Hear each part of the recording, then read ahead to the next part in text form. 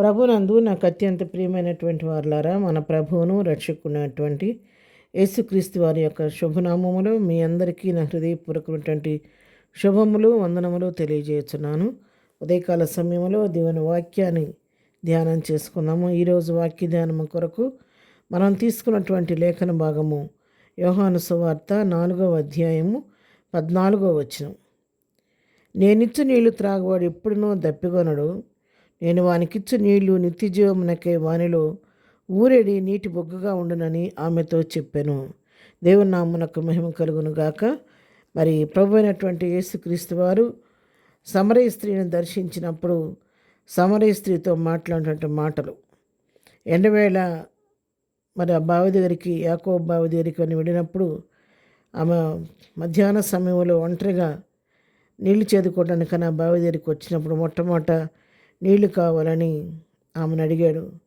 అడిగిన తర్వాత మరి ఆమె, యూదుడమైన నీవు సమరయుని నన్ను ఎందుకు అడుగుతున్నావు, నీరేని అడిగింది. తర్వాత కొంత సంభాషణ తర్వాత చెప్తున్నాడు, దేవుడు అంటున్నాడు కదా, అమ్మా ఈ నీళ్ళు వచ్చి చేదుకొని వెళ్తున్నావే, బావి నీళ్ళు, ఈ నీళ్లు త్రాగినవాడు మళ్ళీ దప్పికొంటారు, కానీ నేను ఇస్తాను నీళ్లు, నేను ఇచ్చి నీళ్లు త్రాగవాడు ఎప్పుడును దప్పికొండు. నేను వానికి ఇచ్చి నీళ్ళు ఎటువంటి అంటే అవి నిత్య జీవమునకే వాళ్ళ ఊరడి నీటి బొగ్గగా ఉండునని ఆమెతో చెప్పాడంట. మరి ఈ నీళ్ళ కోసమైతే నువ్వు మరల రావాలమ్మా, మరల దప్పుకుంటూ ఉంటావు, కానీ నేనిచ్చే నీళ్ళు తాగితే ఇక దాహం అనేది ఉండదు.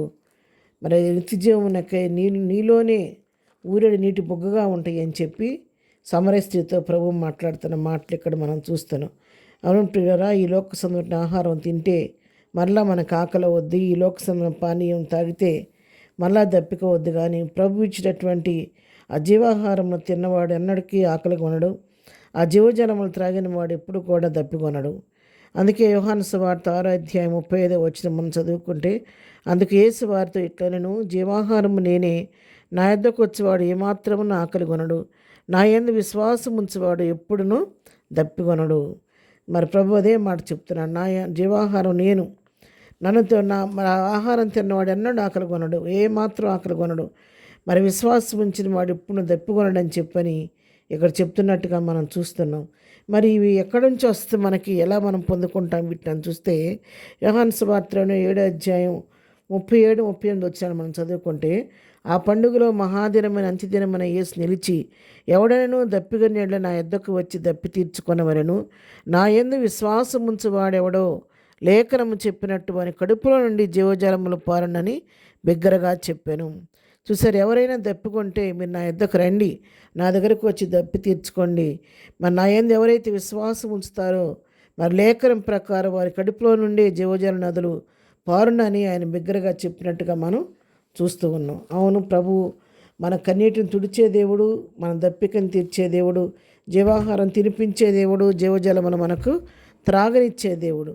ప్రకటన గ్రంథం 7వ అధ్యాయం 17వ వచనం మనం చూసుకుంటే, ఏలియనగా సింహాసనం మధ్య మందుండు గొర్రెపిల్ల వారికి కాపరి అయి జీవజలముల బొగ్గల యొద్దకు వారిని నడిపించును, దేవుడే వారి కనుల నుండి వారి ప్రతి బాష్ప బిందువును తుడిచివేయను.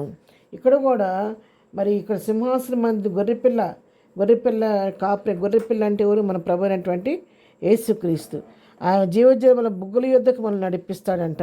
అంతేకాదు మన కనుల నుంచి వచ్చే ప్రతి బాష్ప బిందువును కూడా ఆయన తుడిచివేస్తానని చెప్పి మనకి ఇక్కడ వాగ్దానం చేస్తున్నాడు. కాబట్టి ఈ ఉదయకాల సమయంలో మనకు ఈ జీవజలముల ఓటి అయిన ప్రభు దగ్గరికి వెళదాము, ఆయన సహాయాన్ని అడుగుదాము. మరి ప్రభువుని అడిగి ఆ యొక్క ఎన్నడూ దప్పికొన్నటువంటి ఆ జీవజలమును త్రాగనిమ్మని అడిగి మనము కూడా జీవాహారం తిని తృప్తి పడదాము, జీవజలమును త్రాగి ప్రభు యొక్క పునరుద్ధాన శక్తిని పొందుకొని లోకంలో ఆయన సాక్షులుగా ఆయన మహిమ కొరకు జీవిద్దాము. ప్రార్థన. ప్రేమగల తండ్రి, పరిశుద్ధుడా, నీ పాదములకు వందనాలు. ఉదయకాలం మాకు ఇచ్చినటువంటి శ్రేష్టమైన వాక్య భాగాన్ని బట్టి నీ కొందనాలు నాయన. అవును ప్రభా, నీవు ఇచ్చిన నీడు త్రాగిన వాడు ఎన్నడూ దప్పికొండని చెప్పి నీ వాక్యం సెలవిస్తుంది. ఈ ఉదయకాలం వాక్యం పెట్టిన మా పిల్లలందరూ నన్ను కూడా జ్ఞాపకం చేసుకొని జీవజలముల ఓటైన నీవు ప్రభా, నీ జీవజలములు మాకు త్రాగించండి, జీవాహారం మాకు తినిపించి ప్రభా, మేము ప్రభా ఈ లోకంలో నిన్ను పోలి ఈ లోకంలో జీవించిన ఆయన రాజ్యవ్యాప్తి కొరకు పనిచేసేవారు ఉండటానికి సహాయం చేయండి.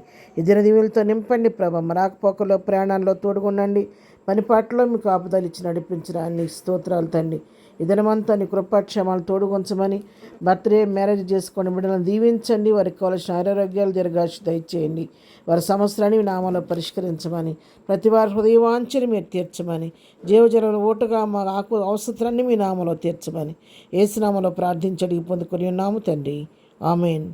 ప్రభు కృప సదాకాలము మనందరికీ తోడయుండి నడిపించును గాక. ఆమెన్.